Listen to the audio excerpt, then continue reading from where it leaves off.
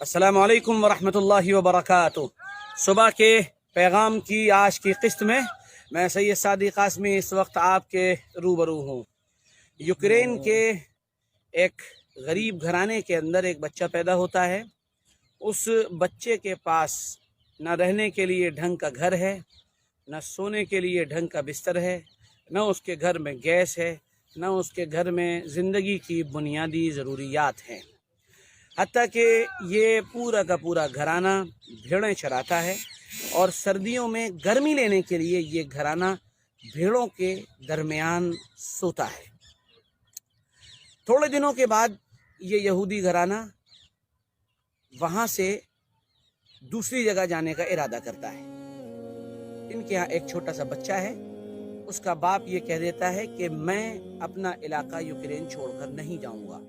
इस बच्चे की माँ इसका हाथ पकड़ती है और उसको लेकर 1992 में अमेरिका आ जाती है और वहाँ आकर ये बच्चा रोजी रोटी की तलाश शुरू कर देता है। अमेरिका में खैराती इदारे हैं जो लोगों को फ्री खाना सप्लाई करते हैं, खाना देते हैं। जो लोग गुर्बत से भी नीचे ज़िंदगी जी रहे होते हैं, ये इदारे उनको बाकायदा सुबह और शाम खाना देते हैं और उसके लिए एक टोकन वो उनको प्रोवाइड कराते हैं। टोकन में भीड़ होती है, लाइन लगती है, तो वहाँ पर आदमी को उन चैम्बर्स के अंदर बड़ा लंबा लंबा इंतज़ार करना पड़ता है। ये बच्चा वहाँ बैठकर अपनी माँ के साथ इंतज़ार करता है। कसम पुरसी का आलम है, बाप दूर है, दूसरे मुल्क में है और इसके पास इतना पैसा नहीं है कि ये किसी तरह भी अपने बाप से बात कर सके। वक्त गुजरता है और माँ इसकी लाइन में लगकर इंतज़ार कर रही होती है और ये भी उसी तरह कभी कभी इंतज़ार करता है, यहाँ तक कि इसकी किस्मत कुछ जागती है और ये एक यूनिवर्सिटी में किसी तरह दाखिला ले लेता है।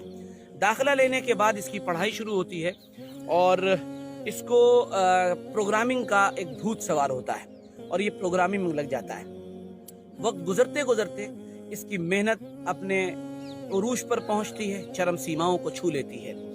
यहाँ तक कि इसके जहन और दिमाग में एक ख्याल आता है और ख्याल ये होता है कि हमको कोई ऐसी एप्लीकेशन बनानी चाहिए जिसको कोई हैक ना कर सके।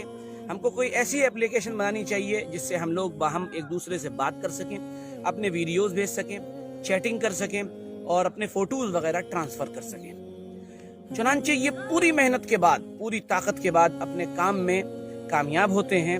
2004 में फेसबुक आता है और 2007 में वो दुनिया की सबसे बड़ी कंपनी बन जाता है। उसके बाद इनकी मेहनत रंग लाती है और 2009 में ये अपनी उस एप्लीकेशन को लॉन्च करते हैं और उस एप्लीकेशन का नाम है व्हाट्सएप, जो आजकल सबसे ज़्यादा चर्चा में है।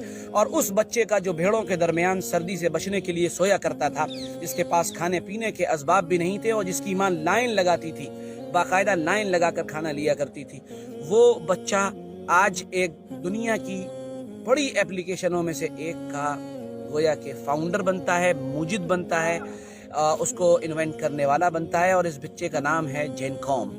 आपको हैरत होगी कि ये कंपनी तरक्की करते हुए इतना आगे जाती है कि इस वक्त दुनिया के 1 अरब से ज़्यादा लोग इसको इस्तेमाल करते हैं और व्हाट्सएप इस वक्त ख़ास तौर से बड़ी चर्चा में भी है।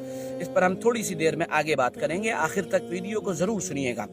फिर उसके बाद ये जब इसकी मकबूलियत बढ़ती है तो इस कंपनी के ख़रीदार पैदा होते हैं और उन ख़रीदारों के अंदर एक नाम होता है मार्क जुकरबर्ग की कंपनी फेसबुक का, कि किसी तरह हमको व्हाट्सएप को ख़रीदना है। डील तय होती है और डील तय होती है 19 अरब डॉलर में। आपको जानकर हैरत होगी कि 20 अरब डॉलर पाकिस्तान का बजट है और 19 अरब डॉलर में ये डील तय हो जाती है। जेनकॉम ये कहता है कि डील तो डन होगी, लेकिन डील जिस जगह डन होगी वो कोई ऑफिस नहीं होगा, कोई 5 सितारा होटल नहीं होगा, कोई मैदान नहीं होगा, कोई ग्राउंड नहीं होगा, कोई बहुत बेहतरीन कॉफ़ी शॉप नहीं होगी, बल्कि जगह होगी अमेरिका के वो खैराती इदारों में से एक वो इदारा जहां बैठकर वो बचपन में अपनी माँ के साथ लाइन में लगकर खाना लिया करता था। फेसबुक के जो ऑफिसरान थे उनको बड़ी हैरत थी कि यार डील होनी चाहिए किसी बड़े होटल में, ये क्या बंदा है जो क्या करता है। वो उस जगह बैठता है, 19 अरब डॉलर के चेक पर साइन होते हैं, डील मुकम्मल होती है और वो वहां से निकलता है। और जब निकलता है तो काउंटर पर बैठी हुई वो औरत जो उसको और उसकी माँ को ताने दिया करती थी, اور کہتی تھی تمہارے پاس کرنے کو کچھ نہیں ہے, تم اسی طرح بھکاری بن کے زندگی گزارو گے. اور صبح سے شام تک انتظار وہاں ہوتا تھا یا کروایا جاتا تھا, جو بھی ہو اللہ عالم بالثواب. اس عورت کے سامنے وہ اپنا چیک لے جاتا ہے اور اس کے منہ پر سے لہراتا ہوا وہ چیک جاتا ہے کہ یہ دیکھو کتنا پیسہ ہے جس کی آج میں نے ڈیل کی ہے. اس عورت کی آنکھیں پھٹی رہ جاتی ہیں اور جین قوم دنیا کے مالدار لوگوں کی فہرست میں آ جاتا ہے. الغرض بات تو یہ کوئی ایسی نہیں ہے, مقدر ہے, جس کا بھی مقدر چمک جاتا ہے. اللہ جس کو بھی چاہتا ہے نواز دیتا ہے, یہ اللہ کی عطا ہے, اللہ کی بخشش ہے. تقسیم کیا ہر ایک کا قسام ازل نے, جو شخص بھی جس چیز کے قابل نظر آیا. میں موٹیویشن کے جتنے سیشنز ہوتے ہیں, ان کے اسپیکرز جو ہوتے ہیں, میں ان سے سخت اختلاف رکھتا ہوں کہ یہ کرو گے تو تم ضرور کامیاب ہو جاؤ گے. ایسا کچھ نہیں, اللہ جسے چاہتے ہیں وہ کامیاب ہوتا ہے. ہاں لیکن اس کارگاہ ہستی میں اللہ کا بنایا ہوا ایک قانون ضرور ہے کہ جو محنت کرتا ہے اللہ اس کی محنت کو رائگاں نہیں جانے دیتے ہیں. جو کوشش کرتا ہے والذین جاہدوا فینا لنہدینہم سبلنا, یہ عام ہے, ہر ایک کے لیے راستہ کھل کے رہتا ہے. اور اس واقعے کا ایک دوسرا پہلو بھی یہ ہے, جو لوگوں کے لیے بھلائی کے کام کرے گا, یاد رکھیے وہ دنیا میں کامیاب ضرور ہوتا ہے. وَأَمَّا مَا يَنْفَعُ النَّاسِ فَيَمْكُثُ فِي الْأَرْضِ, جو نفع کے کام کرتا ہے اللہ دنیا میں زمین میں اس کے قدموں کو جما لیا کرتا ہے. اب آخری بات, واٹس ایپ کی بات چل رہی ہے. واٹس ایپ نے اپنی پرائیویسی کی جتنی اس سے پہلے کی گائیڈ لائن تھی وہ بدل دی ہے. واٹس ایپ اپنا ڈیٹا پورے طور پر فیس بک کو دیا کرے گا, بیچا کرے گا. ہمارے یہاں ایسی قیامت کا عالم چھا گیا ہے جیسے کسی سے اس کی نمازیں چھین لی جا رہی ہوں, جیسے کسی سے اس کا روزہ چھین لیا. واٹس ایپ چلا جائے گا تو کیا ہوگا, واٹس ایپ کی پرائیویسی ختم ہو جائے گی.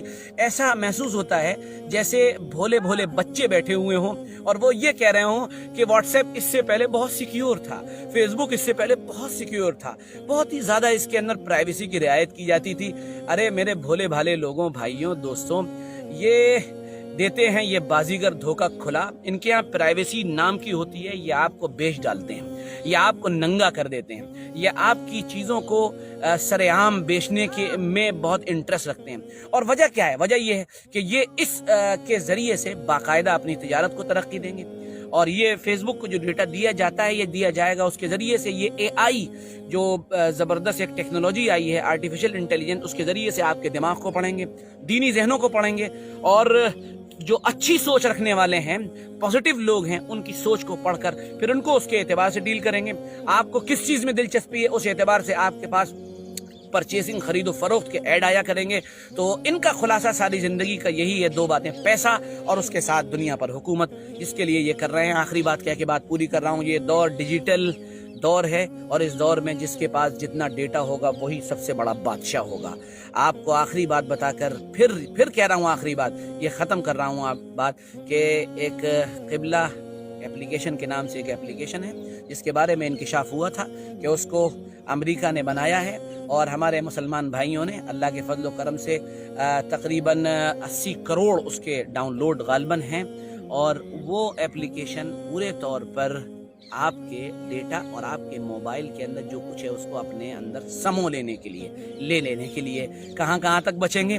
بس صرف ایک کام کریے, اللہ سے ڈریے, غلط کام مت کریے, غلط چیزیں مت لکھیے, غلط میسیجز مت لکھیے, غلط طریقے پر کسی کو ہیرز مت کریے, اور اللہ کے فضل و اس کے کرم پر ان چیزوں کا صحیح استعمال کریے. آپ دیکھیں گے زندگی پرسکون ہو جائے گی. ویڈیو لمبا ضرور ہو گیا ہے لیکن میں سمجھتا ہوں کہ بہت اہم ترین باتیں اس کے اندر ذکر کی گئی ہیں. ہم پھر ملیں گے انشاءاللہ کل اسی وقت کسی نئے انفارمیشن کے ساتھ, کسی نئی بات کے ساتھ, کسی نئے موٹیویشن کے ساتھ. اجازت دیں. السلام علیکم ورحمۃ اللہ وبرکاتہ.